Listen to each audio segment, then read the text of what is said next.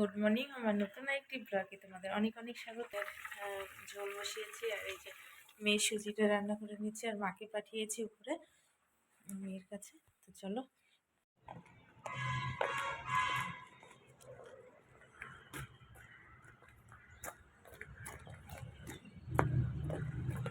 কুয়াশা না বাবা।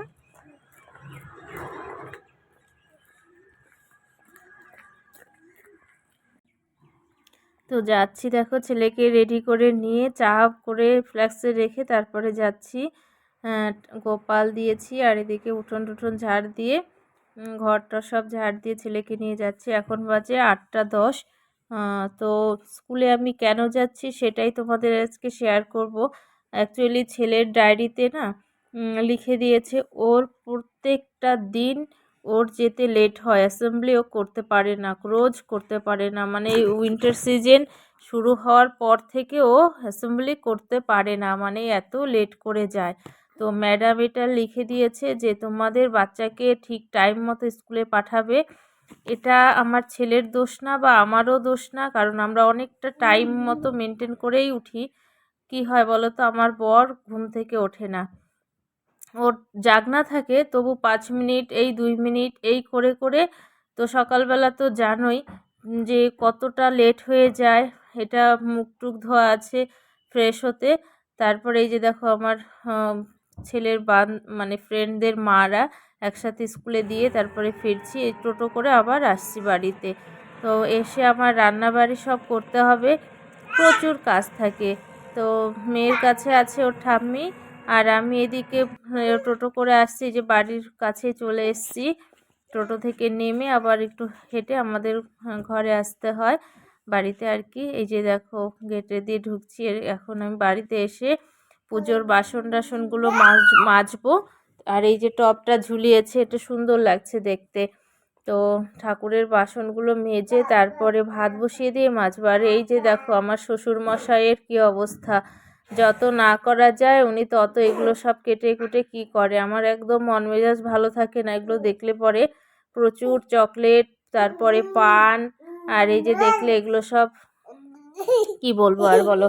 তারপরে দেখো বাসন টাসন মেজে নিয়ে ঘরটা ঝাড় দিয়ে নিলাম, এটা আমার শ্বশুর শাশুড়ি থাকে।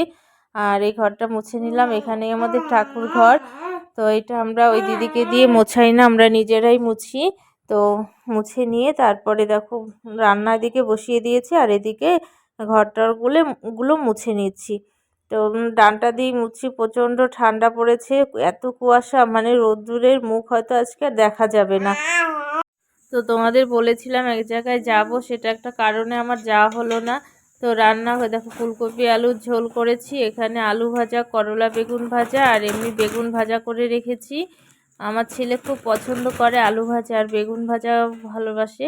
আর এখানে আমার মেয়ের আপেল কেটে রেখেছি সেদ্ধ দিয়ে। বৃহস্পতিবারের লক্ষ্মী পুজো আজকে আমি করলাম, কারণ মা মেয়ের কাছে আছে। আর রান্নাবান্না কমপ্লিট করেছি, তোমাদের বললাম না একটা জায়গায় যাব, রেডি হয়েছি। রাতে তো আধা রান্না হয়েছে, এবার দেখছি যে ফোন করলাম। তো আজকের ডেটে না, আমার 25 তারিখে যেতে হবে। তো এর জন্য আজকে যাওয়া হলো না, তো ভাবছি পুজোটা দিয়ে নিই।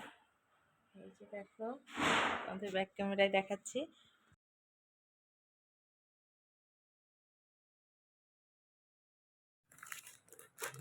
তো দেখো পুজো দিয়ে নিচ্ছি।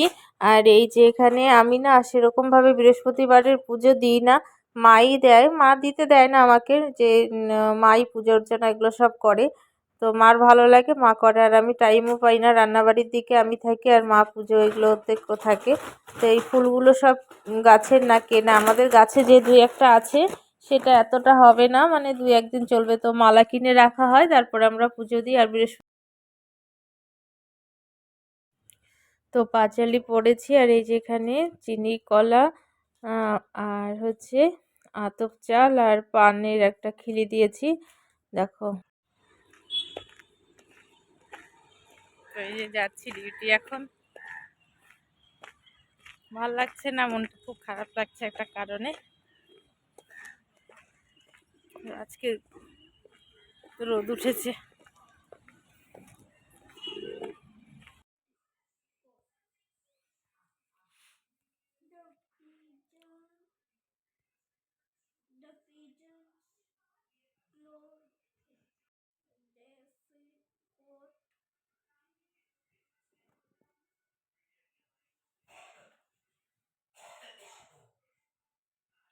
ওর বন্ধুর মারা বলছে যে এত লেট হয়, আমি ভাবছি তোমাকে ফোন করব যে সন্ধ্যা বন্ধুরা বাড়িতে এসে ছেলেকে পড়ালাম, তারপরে সেই ওই চিরাচরিত নিয়ম আমি একটু চা করে খেলাম। আমার এক বন্ধু এসেছিল, ওকে চা করে দিলাম, ও নিজেই বললো যে চা খাবো, তো অনেকদিন পরে এসছে, ওকে চা করে দিয়ে আমি চা খেলাম। আর সরা পিঠা ছিল সেদিনকার, সে সরা পিঠাটা দিয়ে চা খেয়েছি, দুধ চা করেছি। আর ছেলেকে হোমওয়ার্ক করালাম, হোমওয়ার্ক ছিল না, মানে কালকে এক্সাম ছিল, আছে আর কি, সেটার পড়াগুলো কমপ্লিট করালাম। তারপরে এই যে আমার সোনামাকে নিয়ে এখন উপরে আসছি। আমি যখন ভিডিওটা অন করি ও তখন পাপা বাবা বলতে থাকে। দেখো না, আমি কাজল পড়ছিলাম কয়েকটা শর্ট ভিডিও করার জন্য, সাজুগুজু করছিলাম, তো কাজল পড়ার সময় ও দেখেছে, তো কি সুন্দর করে চোখটা বন্ধ করে দেখো কাজল পরিয়েছি সোনামাকে। তো এখন একে কিছুটা সময় এরকম খেলবে, তারপরে খাওয়া দাওয়া করে ঘুমোবে। তো চলো দেখতে থাকো। আর মা না নিচে পিঠে বানাচ্ছে, চুষি পিঠে বানাচ্ছে, তোমাদের সাথে শেয়ার করব কি কি পিঠে বানাচ্ছে আর কি। সেদিনকারই চালের গুঁড়ো ছিল, সেটাকেই রোদ্দুরে দিয়ে দিয়ে আজ অব্দি রেখেছে আর কি। তো চলো। তো দেখো আরেকজন কি খেলা শুরু করেছে, এই কাগজ পেলে ওর আর কিছু চাই না, কাগজ ছিঁড়বে, তো দুই একবার আবার ভুলবশত মুখেও দিয়ে দেয়।